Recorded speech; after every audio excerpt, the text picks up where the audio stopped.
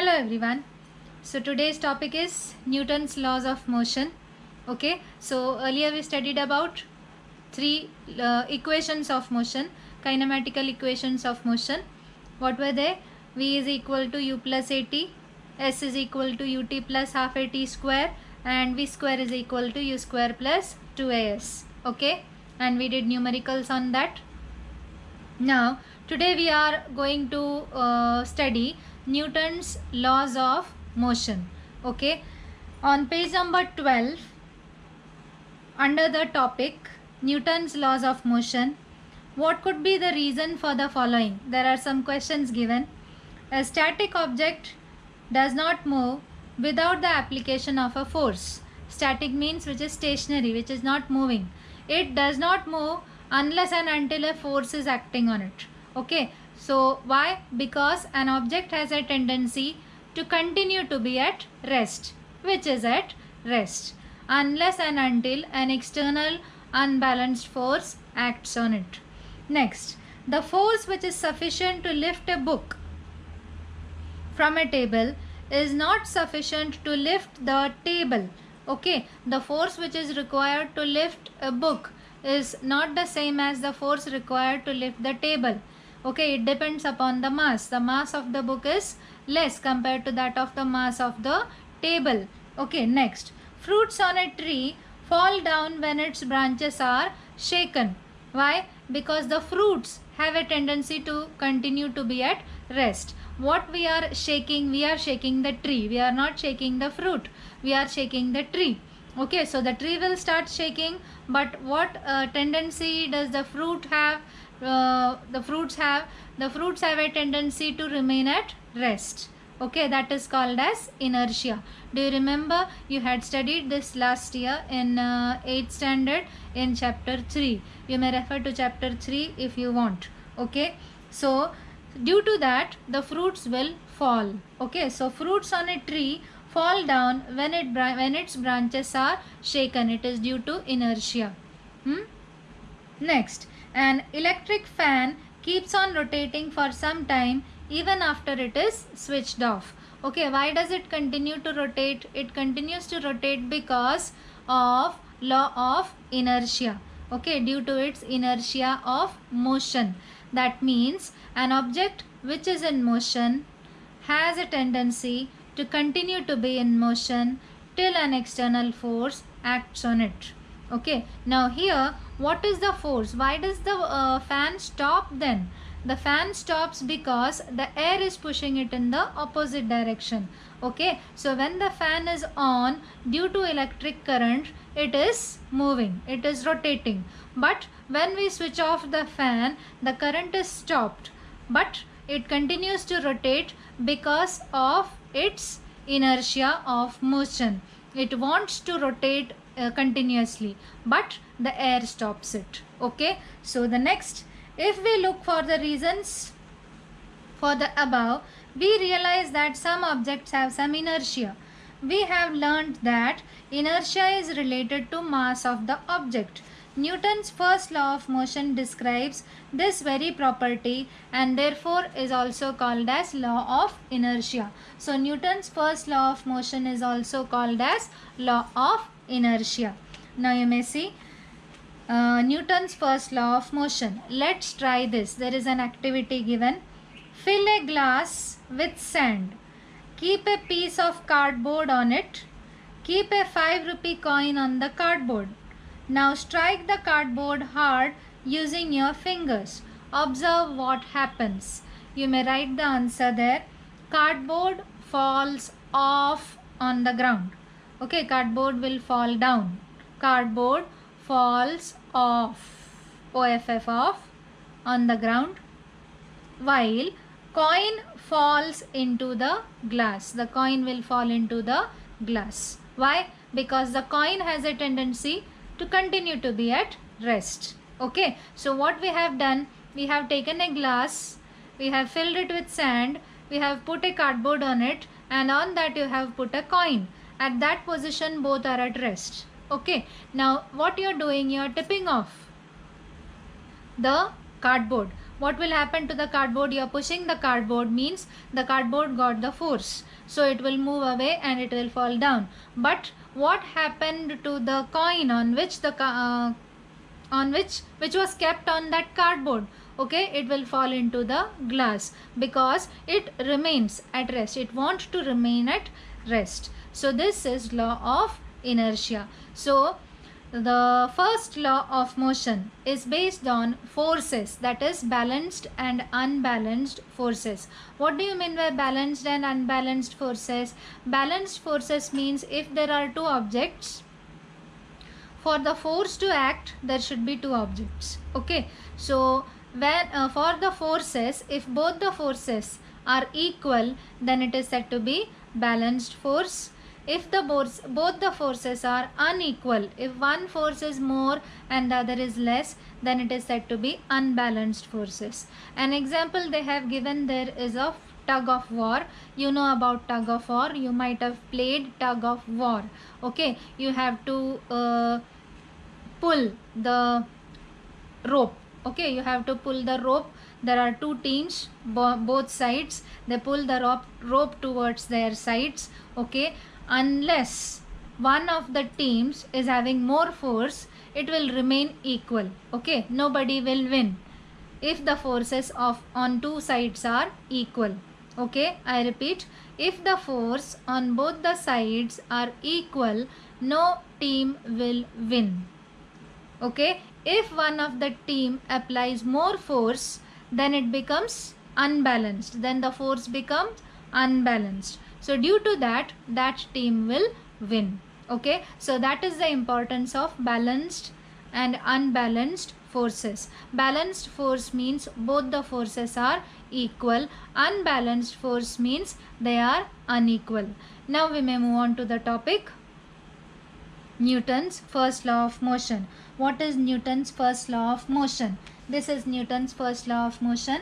An object continues to remain at rest or in a state of uniform motion along a straight line unless an external unbalanced force acts on it.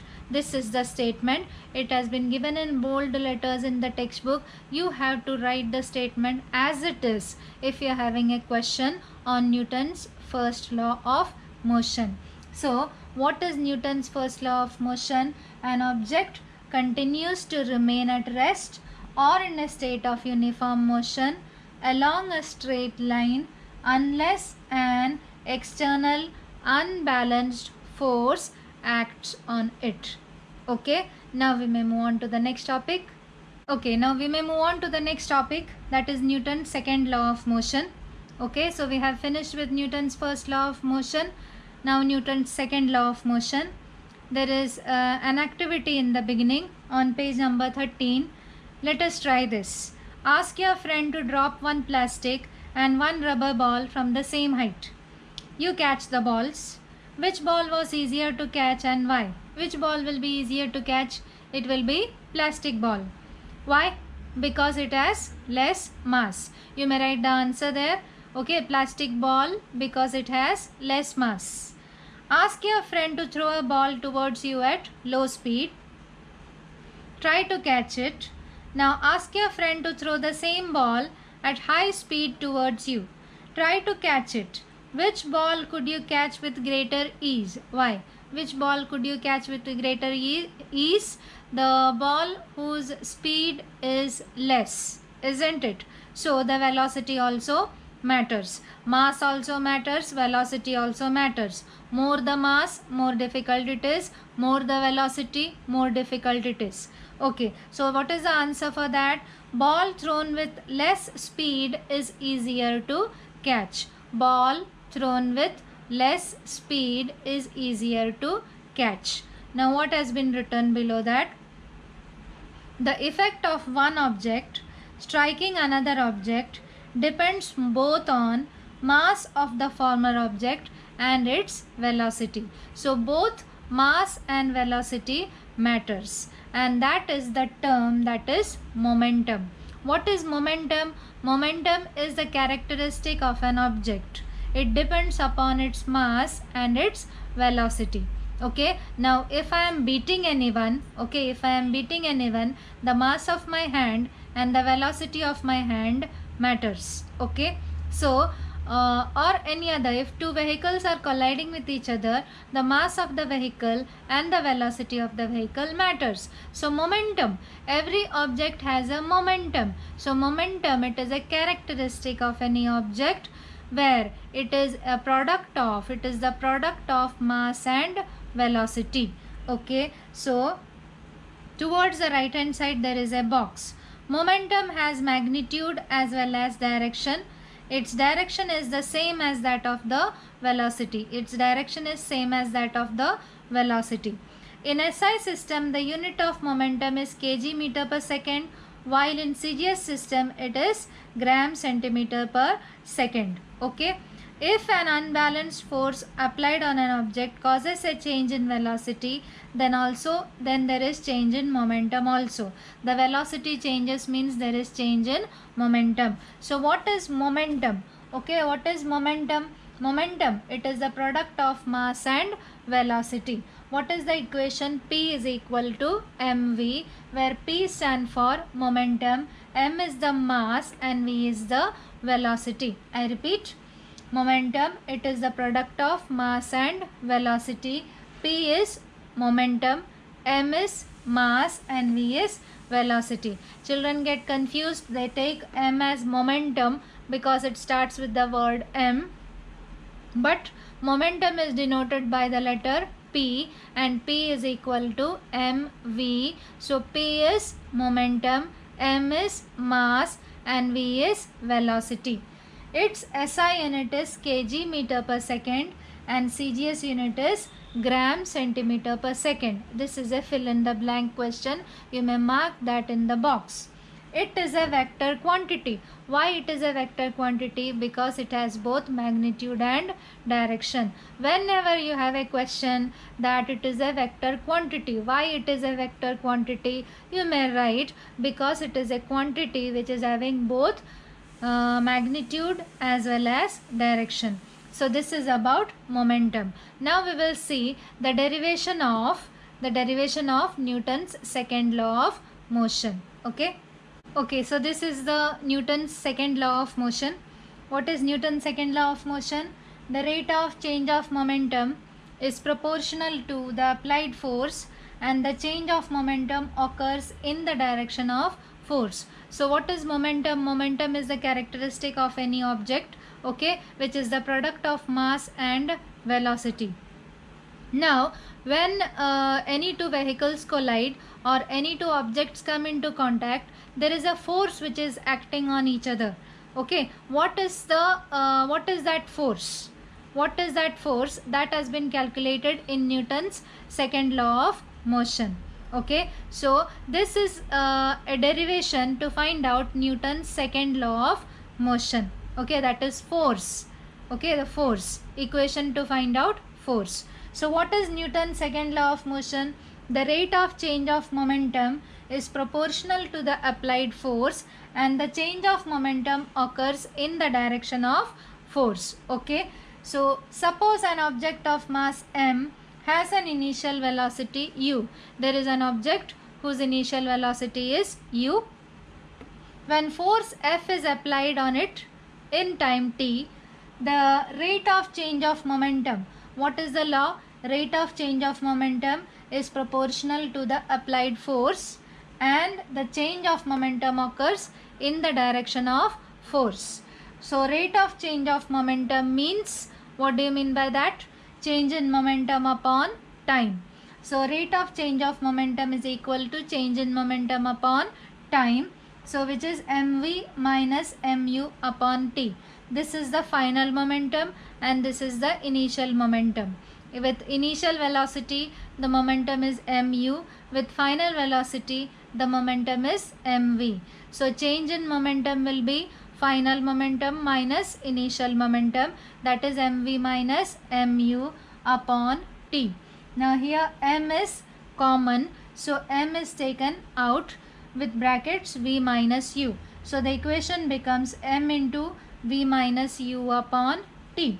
But We know that v minus u upon t is equal to a, that we had studied in earlier lectures. So but v minus u upon t is equal to a. So by substituting that value, m into v minus u upon t, instead of v minus u upon t, I am writing a. So the equation becomes m into a, ma.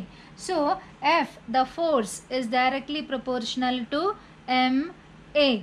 That means F is equal to kma, where k is equal to constant. So as k is equal to constant, we get the equation F is equal to ma. Okay, so we get the equation F is equal to ma.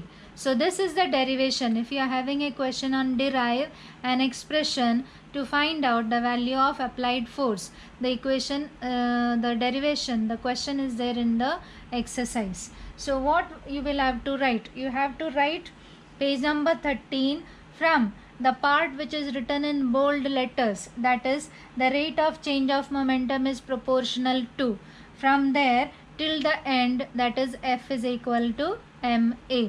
Okay, from here till here you have to write. It is a 5-mark question, very frequently asked question. I will explain it again.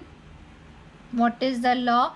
The law is the rate of change of momentum is proportional to the applied force, and the change of momentum occurs in the direction of force. Suppose an object of mass m has an initial velocity u. When a force F is applied in the direction of its velocity for time t, its velocity becomes v. Okay, so there is an object whose initial momentum is mu and final momentum is mv, and so rate of change of momentum is equal to change in momentum upon time. Change in momentum is mv minus mu upon t, but m is common there, so the equation becomes m into v minus u upon t, but v minus u upon t is equal to a, so by substituting you will get it as ma. Okay, so F is proportional to ma, so F is equal to kma or F is equal to ma, where F stand for force, m stand for mass, and a is acceleration. I repeat, F is force, m is mass, and a is acceleration. Okay, so what is the Newton's second law? The rate of change of momentum is proportional to the applied force. The rate of change of momentum is proportional to the applied force. That means F is proportional to rate of change of momentum. Okay, rate of change of momentum is proportional to the applied force, and the change of momentum occurs in the direction of force. That means the object will move in the direction of force. Okay, now I repeat, the rate of change of momentum is proportional to the applied force. F is proportional to rate of change of momentum. And what is rate of change of momentum? It is change in momentum upon time, that is mv minus mu upon t, that is m into v minus u upon t, that is equal to ma. So F is proportional to ma, or F is equal to kma, where k is constant of proportionality, so the equation comes to F is equal to ma. This is an important question. Okay, you may mark in your textbook. So we studied that F is equal to ma. Now these are the units of force, the SI unit and CGS units of force. What is the SI unit of force? The SI unit of force is 1 Newton, and the CGS unit of force is dyne. Okay, the SI unit is Newton and the CGS unit is dyne. On page number 14, they have given a paragraph. Consider two objects having different masses which are initially at rest. Okay, so there are two objects which are initially at rest, and the equation is F is equal to ma. Now the force which is acting on those two bodies will be the same. Okay, so the object, consider there are two vehicles colliding with each other, a truck which is colliding with a car. Okay, now here you may note that the mass of the truck is more and the mass of the car is less comparatively, isn't it? So the car will get moved away. The car will get moved away. That means the velocity of after collision of the car will be more compared to that of the truck. I mean, the force which is acting on both the objects is the same. Okay, when a truck is colliding a vehicle, colliding with a car, the force which is acted upon by the truck on the car is equal to the force which is acted upon by the car on the truck. Okay, but the mass of the truck is more, so its velocity will become less. Okay, and whereas the mass of the car is less, so its velocity will become more. So the lighter objects start moving faster than the heavier object. There is a term there, the statement there, the lighter object starts moving faster than the heavier object. And the last statement you may see, thus if the same force is applied on different objects, the change in momentum is the same. Change in momentum means the value of mv comes to the same. Okay, there is no any question asked from that part. The questions asked is define 1 Newton and define 1 dyne. In SI system, the unit of force is Newton. The definition of Newton have been given in a box on page number 14. Newton, the force necessary to cause an acceleration of 1 meter per second square in an object of mass 1 kg is called 1 Newton. So there is an object of mass 1 kg. It has to be moved with an acceleration of 1 meter per second square. So what is 1 Newton? 1 Newton is the force necessary to move an object of 1 kg with an acceleration of 1 meter per second square. I repeat, the force necessary to cause an acceleration of 1 meter per second square in an object of mass 1 kg is called 1 Newton. 1 Newton is equal to 1 kg into 1 meter per second square. We know the equation F is equal to ma. F is equal to ma. 1 Newton is equal to, the unit of m is 1 kg and the unit of a is 1 meter per second square. So the equation becomes 1 Newton is equal to 1 kg into 1 meter per second square. Now in CGS system, the unit of force is dyne. What is the definition of dyne? The force necessary to cause an acceleration of 1 centimeter per second square in an object of mass 1 gram is called 1 dyne. You may see the definitions, the statements are the same. The only difference is in the units. In SI unit, that is 1 Newton, the unit of mass and the unit of acceleration is in SI units, whereas in dyne the unit of mass and acceleration is in CGS units. What is the CGS unit of acceleration? It is centimeter per second square. And what is the CGS unit of mass? It is 1 gram. So 1 dyne is equal to 1 gram into 1 centimeter per second square. The equation is F is equal to ma. F is equal to 1 dyne, m is equal to 1 gram and a is equal to 1 centimeter per second square. So what is the SI unit? SI unit is Newton and the CGS unit is dyne. You may see it on page number 14.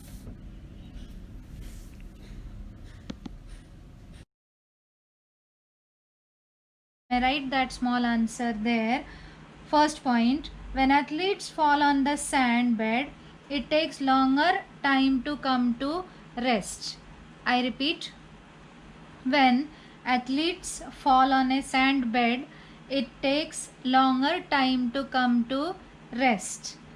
Second point, hence the rate of momentum is less and hence force acting becomes less. I repeat, hence rate of momentum is less and hence force acting becomes less. This is a very important question. You may write either this answer or the answer from the notes. Okay, now I will explain what the question is. The question is, when an athlete who is doing a long jump, when he comes to rest on a sand bed. Okay, you might have observed it. Now the reason for that sand bed is, you might have learned that F is equal to mv minus mu upon t, or m into v minus u upon t. Okay, when the person is coming to rest on a sand bed, the time taken to come to rest is more. Okay, when you are jumping, if you are jumping onto a concrete floor, you will come to rest immediately. But when you are jumping onto a sand bed, he will go a little forward. Okay, so the time taken to come to rest is more.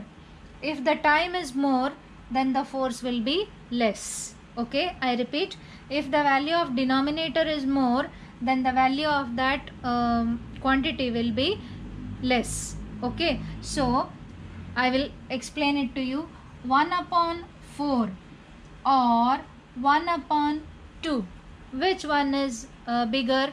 1 upon 4 or 1 upon 2? 1 upon 2 is bigger. As the denominator decreases, the value increases. Okay, 1 upon 2 is 0.5 and 1 upon 4 is 0.25.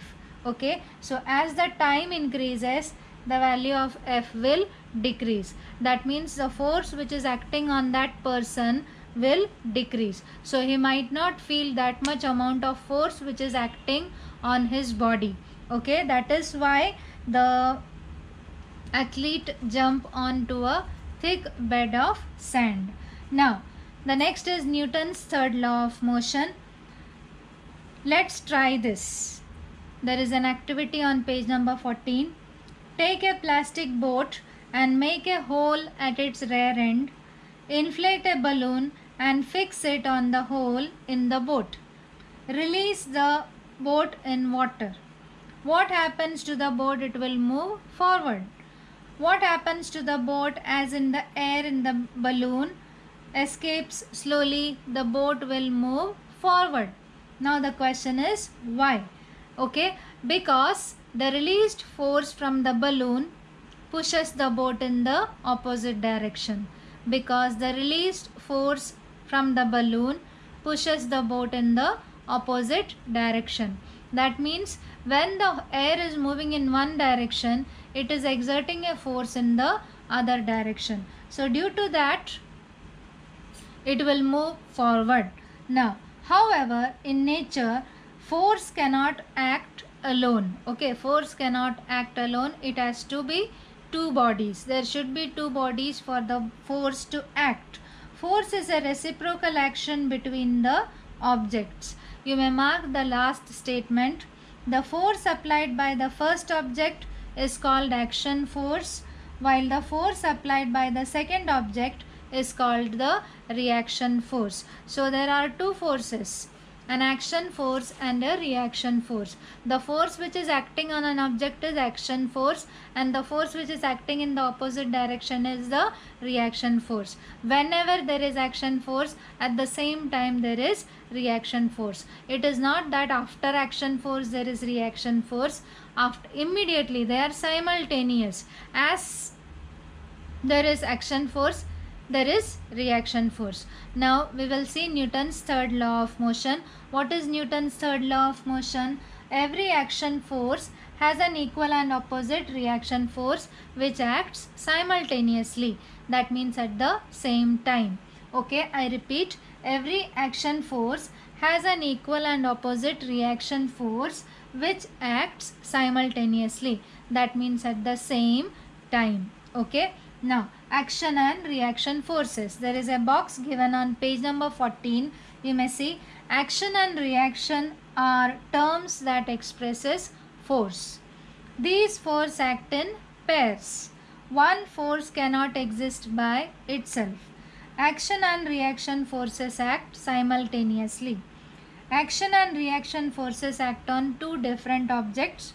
They do not act on the same object, and hence cannot cancel each other's effect. The fourth point is a give reason question from the exercise. Okay, the action force is acting on one object and the reaction force is on another object. Okay, action and reaction is not never on the same object, it is on two different objects, so they cannot cancel each other even though they are opposite and equal.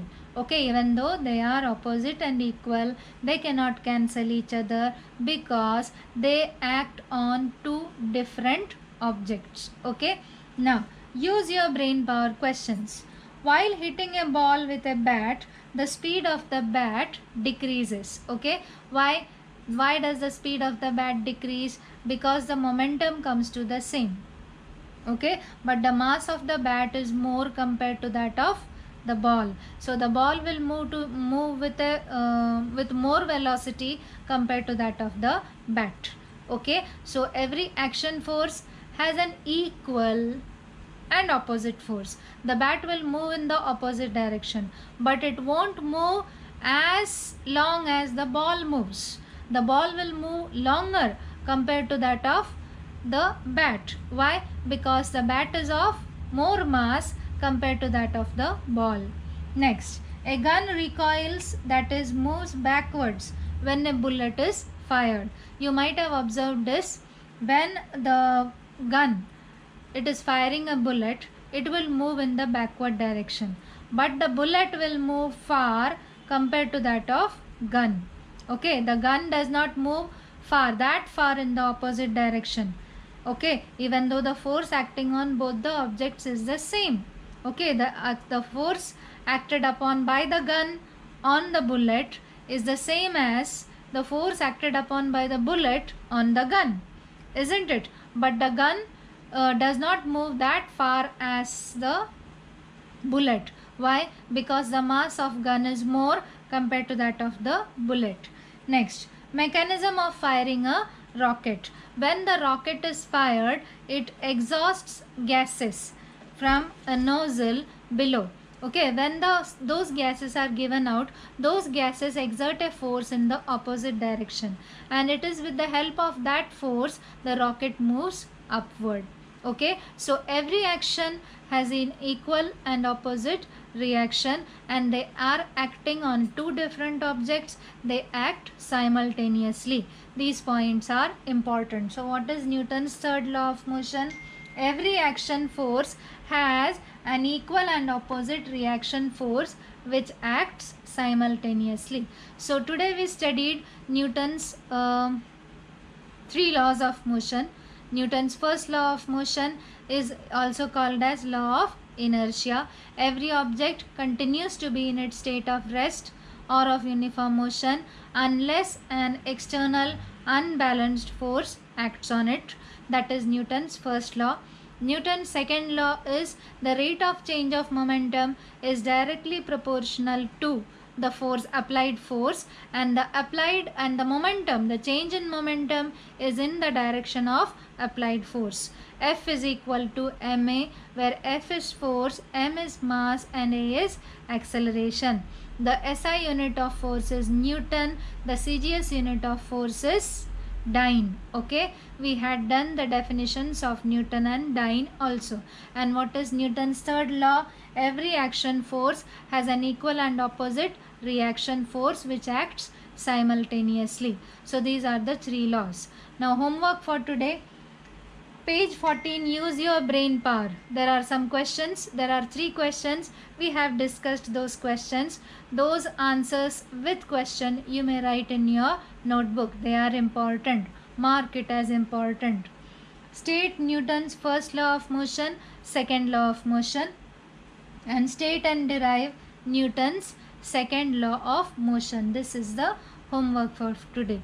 Okay, hope you have understood. If you are having any doubts, you may ask. Thank you.